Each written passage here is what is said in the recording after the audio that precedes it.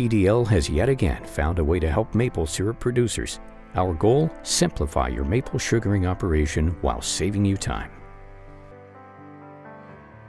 With one step instead of 3, the installation of the pre-lashed main line is 3 times as fast.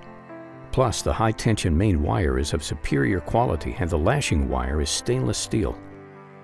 With the pre-lashed main line, you're making your life easier when it comes to elevated installations. Our added benefit: the installation cost is lower with lashing wire. Follow CDL's recommended installation steps. Install the mainline spool on the trailer and secure the spool. Reach the site and unroll the main line.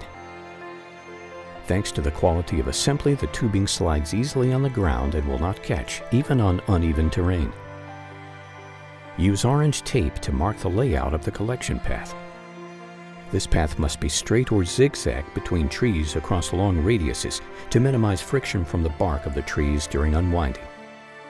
If the topography of the site requires turning more than 15 degrees, use an open pulley to protect the tubing from being flattened by the friction pressure as it is being unwound. Next, attach the pre-lashed main line to the head of the line as desired.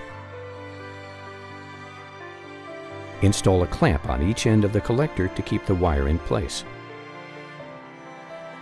Using a puller, stretch the wire to the desired tension. Walk along the entire line and install side tire wire to hold up the main line and prevent sagging. Adjust the number 9 wire if necessary so that it lays on top of the main line along its entire length. On terrain with little slope, you will need to make sure that you have the minimum required slope. Use a professional grade level. You can use cedar posts if your side tie wires are widely spaced apart. You have already completed the installation of your main line. This easy-to-use installation saves you time and is guaranteed to last. CDL, designed by and for maple syrup producers.